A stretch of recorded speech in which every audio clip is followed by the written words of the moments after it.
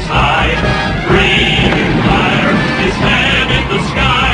Godzilla, Godzilla, Godzilla.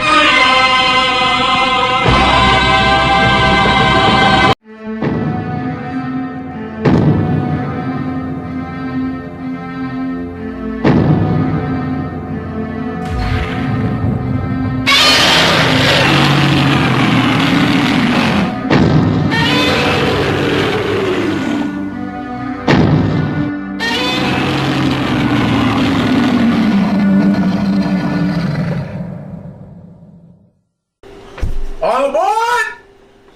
What's up, Kaiju family? This is Godzilla 1970's. So in today with a brand new review. And today, we're going to be talking about the Godzilla Museum Mondo figure, aka Godzilla 70's, aka Hanna-Barbera Godzilla. So, I know this has been out for a while now. I know I'm extra late getting my review out. There's a reason why though. When this figure got first announced, it got a lot of mixed reactions, and I honestly just wanted time to just let myself get into the figure, form my opinion about it, and then put this review out there for everybody to see.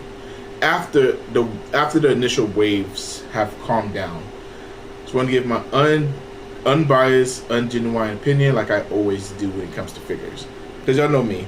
If I don't have the figure, I'll say if I like it or not, but I can't really dig deep into it until I have it in hand. When I got this in hand, I really liked it. And then I heard all the mixed reviews about it. It's this, it's that, it's this, it's that. And I was just like, you know what? I'm cool. Just hold up for a little bit. Review this guy in my own time. When I'm ready, I'll put the review out and we're good to go.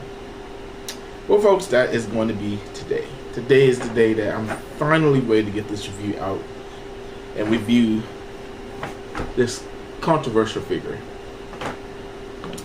So honestly,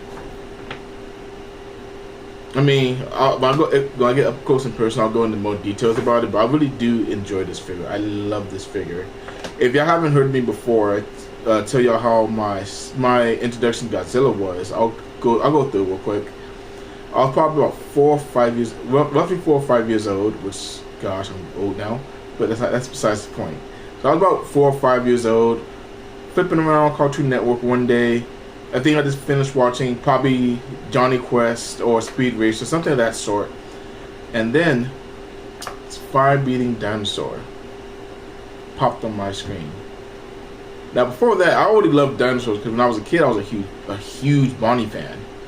And then I saw this guy on TV, and that's when the switch went off. That's when the switch happened. What is this? This is Godzilla, and this is my introduction to Godzilla. So the fact that Mondo put this figure out, that was a day one. That was day one instant pre-order. I absolutely coughed on this quickly. And like I said, I really do love this figure. So to me, it's a great figure. Does it have its problems? Yes, and I will get into that in the review. Like I said, I'm gonna be unbiased. I'm gonna go over everything like I always do. But as far as a sentimental standpoint, I love this figure. This figure is absolutely incredible to me.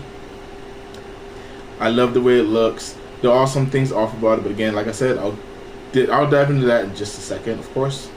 So let me stop blabbering and bring the camera closer. And here is the Hanna-Barbera Godzilla from Mondo from their Godzilla Museum collection. Now, first off, we'll start with the base. It comes with this nice little cool magnetic nameplate, and I mean the magnet's not obnoxiously strong, but it's a nice little touch. They need more nameplates than figures, honestly. And this is the base that they gave with him. Now, I try to paint the colors in myself. Usually, when I originally got it, it came in black. So whenever I see Godzilla's lettering, I always think of red. And I did a bad paint job on it, so we're gonna ignore that right now, and we'll go straight to the figure. Get this base out the way. But yes, here he is. And off the bat, this thing looks absolutely incredible. The face on here screams Hanna-Barbera Godzilla. Looks great. absolutely perfect. The head is sculpted phenomenally. His teeth are not crazy sharp. They pretty much just like in the show. His tongue is nice and pink. His head, he has that weird don't circular. I can't think of the word trying to think of. That butterball back of his head.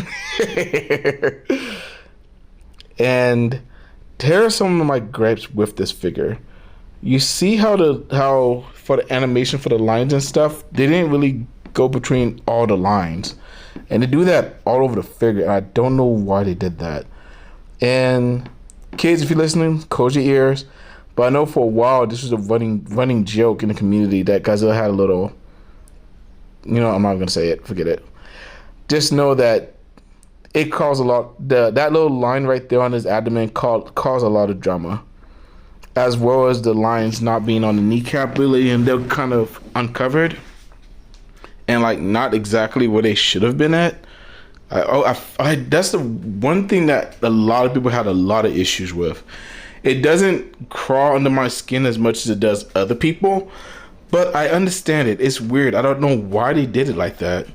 They should have just filled in all the lines perfectly and not really did it off kilter. I don't know why. I don't know whose creative decision that was necessarily, but yeah. But besides that, the tail looks like it's a good length. The dorsal plates are a good color. And I know a lot of people had issues with the color of the body too. Cause I mean, yeah, in the show Godzilla's a bit darker green, more of a military green. But I kind of dig this green, honestly. To me, he's like standing in the sunlight, and his green is just elaborate, I guess, and just shown here for everyone to see.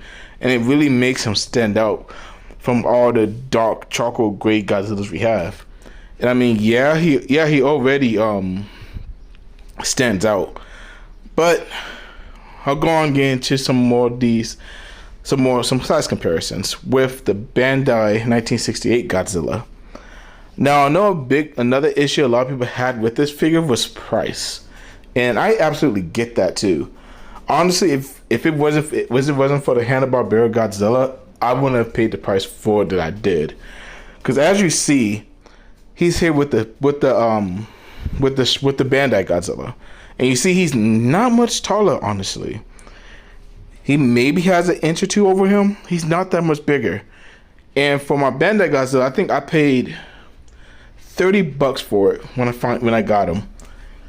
And for the Hanna-Barbera Godzilla, he ended up costing a whopping $120 shipped. Now, for $120 shipped, in my next size comparison, I'll show you why people had cause for that. I completely understand, but I'll get into more of that in just a second. And yes, this thing does look incredible to me. Really nice. The package came in a nice packaging box and everything. But compared to this bad boy, $120 was a lot. And of course, this is the Ace Monster Arts 1989 Godzilla. And this costs exactly the same. I picked this up at Stevens Collectibles here in San Antonio, off by Universal City, to be more specific. And you'll even see here, this figure has so much more with it as far as a $120 figure. Has all the types of articulation in his mouth and arms and his legs. It's crazy how much articulation this guy has. That's all Ace Monster Art figures. They have a lot of articulation. And with this, he's just a statue. I mean, I get it, because I mean, y'all know I collect X Plus, so I get the high-end statues. But for the size and the price, it didn't really justify it, honestly, because we could have got Death Row at $120. But since this is so special and close to my heart, that's why I grabbed it at the price. But alright, guys, I'm gonna finish the rest of this review up. Thank you. And we're back, and that's my view on the Hanna-Barbera Godzilla from Mondo. Now, like I said earlier, does have its problems. Yeah. Is the color just right on him? No. Some things look a little weird, but you know what? It's okay. Because I can honestly equate this to me getting my first X Plus figure. My first X Plus figure was the original 30 centimeter 1989 Godzilla. It wasn't the original. I'm sorry. It was the diamond reissue, but it was the original 30 centimeter scope for that figure. And that's when I was fresh in the game. I didn't know nothing about nothing at that time, and I absolutely loved that. Yes, nicer and better figures came along. I ended up selling it eventually, but that was my first, and I love this kind of like that because this is the first Godzilla I witnessed. I witnessed, and what brought me into this wonderful fandom. So this piece isn't going anywhere. It's gonna hold a special place in my heart for a really long time. And even if they do reissue out another one that's a nicer scope, better paint up, I'll get it probably, because again, this Godzilla holds a very special place in my heart. But as far as this being my first Hanna-Barbera Godzilla, something that I never dreamed of having as a kid, he's staying here with me for a while. But alright guys, that's the end of this review. As y'all seen, I've been unboxing a lot of stuff lately. I have a lot of reviews that I need to get pumped out for y'all. Quite a few, but it's gonna be fun. So look forward to that. There'll be a lot of content popping on my channel pretty soon. I guess there's already been a lot coming up, so the videos aren't gonna stop. They're gonna be going on for a little bit longer. I have something on the way now that 2 people know about. I don't think anyone else knows yet, but 2 people know for sure. Y'all might know. I may have brought it up in a unboxing, but if you're not on our Facebook looking Kaiju Collectors, you don't know. So you have to wait till I post it here.